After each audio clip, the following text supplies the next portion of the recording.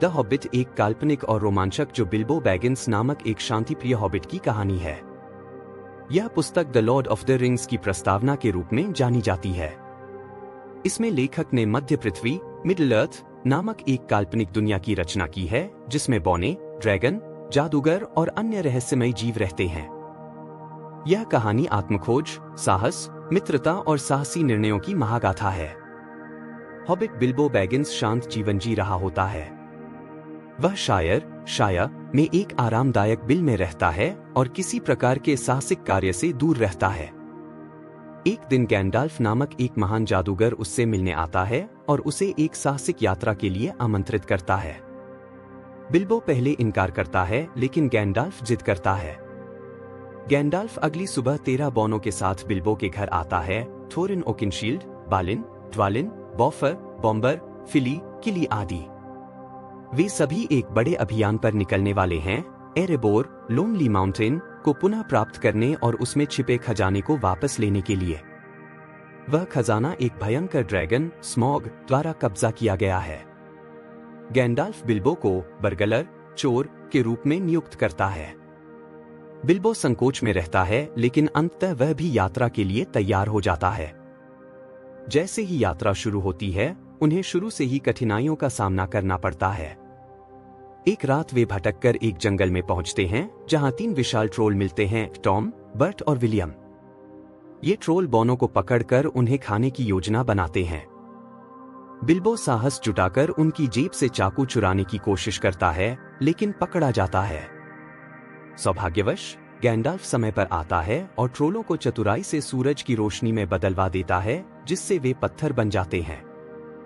ट्रोलों की गुफा से वे कुछ हथियार प्राप्त करते हैं जिनमें से एक तलवार बिल्बो को मिलती है जिसे वह बाद में स्टिंग नाम देता है।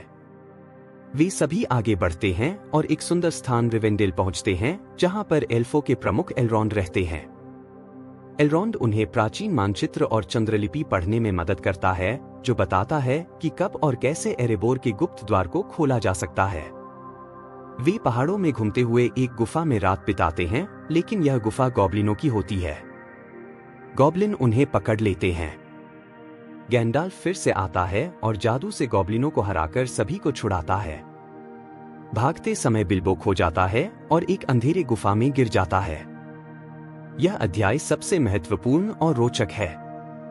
गुफा में बिल्बो की मुलाकात गोलम नामक एक विचित्र प्राणी से होती है।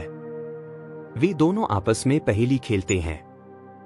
यदि बिल्बो हारता है तो गोलम उसे खा जाएगा और अगर गोलम हारता है तो वह बिल्बो को बाहर का रास्ता दिखाएगा। बिल्बो अपनी चतुराई से पहेलियां हल करता है और गोलम हार जाता है। गोलम एक अनमोल अंगूठी की सहायता से उसे मारना चाहता है जो उसे अदृश्य बना देती है लेकिन वह अंगूठी पहले ही बिल्बो को मिल चुकी होती है। बिल्बो अंगूठी पहनकर अदृश्य हो जाता है और बाहर निकलने में सफल होता है।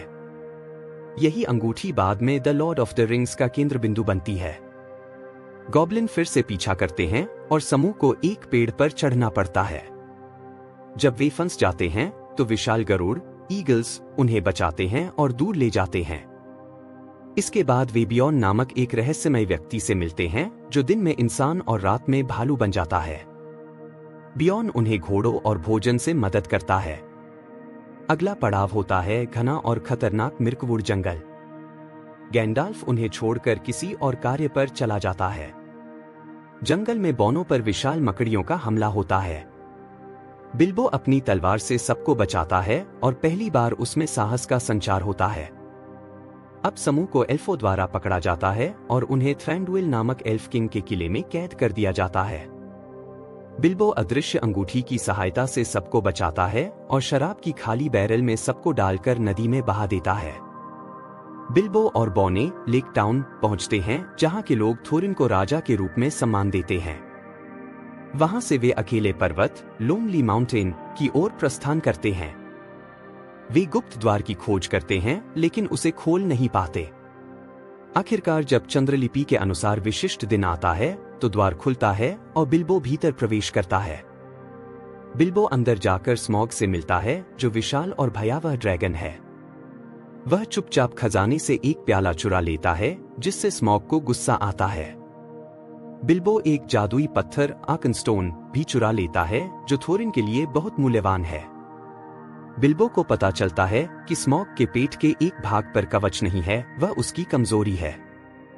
स्मॉग गुस्से में लेक टाउन पर हमला करता है, लेकिन बर्ड नामक एक वीर धनुर्धर उसे मार गिराता है। अब जब स्मॉग मर चुका होता है तो चारों ओर के लोग खजाने की मांग करते हैं, लेक टाउन के लोग, एल्फ, बौने। लेकिन थोरिन खजाने के मोह में अंधा हो जाता है और युद्ध की तैयारी करता है। बिल्बो गुप्त रूप से आर्कनस्टोन एल्फों को दे देता है जिससे समझौता हो सके, लेकिन थोरिन इसे विश्वासघात मानता है।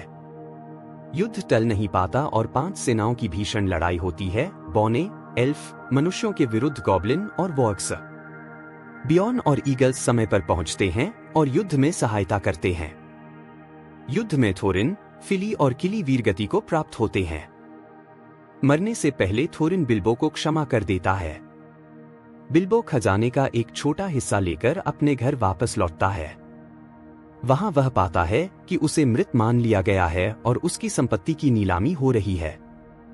अब वह पहले जैसा हॉबिट नहीं रहा, उसमें साहस, अनुभव और समझदारी आ चुकी है। लोग उसे अजीब समझते हैं, लेकिन बिल्बो अपने साधारण जीवन में प्रसन्न रहता है। आत्मखोज। बिल्बो का सफर आत्मखोज का प्रतीक है। साहस और नेतृत्व। साहस कभी कभी साधारण लोगों में भी होता है। मोह और विनाश। थोरिन का खजाने के प्रति लोभ उसकी मृत्यु का कारण बनता है। मित्रता और बलिदान। टीम वर्क और आपसी विश्वास से ही विजय संभव है।